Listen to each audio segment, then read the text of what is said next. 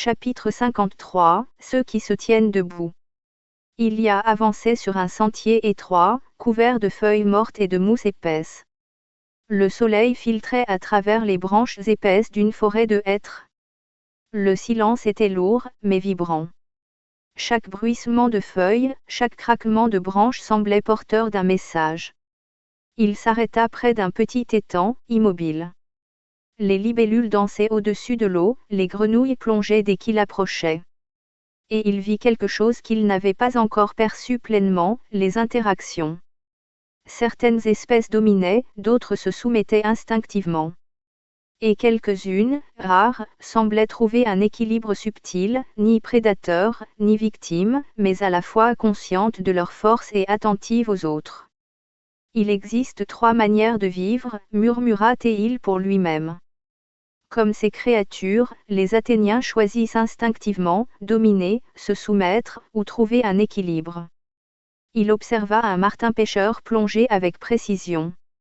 Aucun geste n'était gratuit. Chaque mouvement respectait un rythme invisible, une logique interne. Il y a compris, le monde fonctionne quand chacun joue son rôle, sans excès, sans faiblesse inutile. Sans règles internes, sans principes, le chaos s'installe, pensa Théil. Il toucha l'eau, réfléchissant à sa clarté et à sa fragilité. L'honneur, la loyauté, la confiance, ce n'étaient pas des abstractions.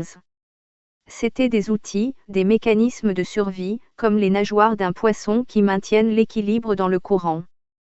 Une biche passa à quelques mètres, immobile, attentive.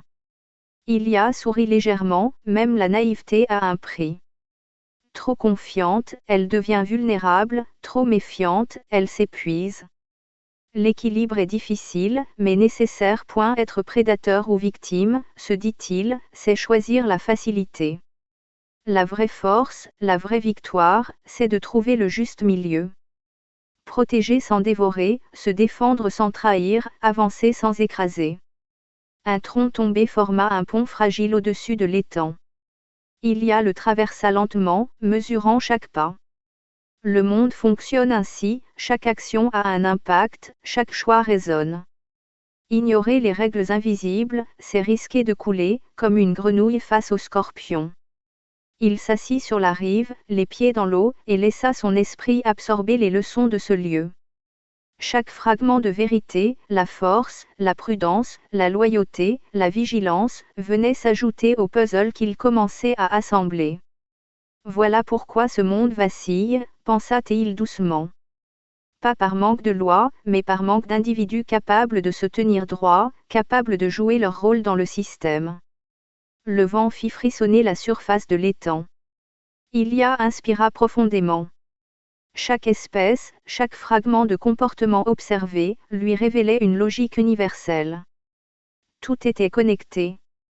Tout avait sa place. Et lui, pas encore conscient de l'ensemble, voyait déjà les contours de ce que pourrait être un écosystème athénien équilibré. Il se releva, reprit sa marche, le regard plus clair. La forêt, les étangs, les créatures, chacun lui offrait une leçon. Un indice pour construire, plus tard, la symbiose parfaite entre les êtres.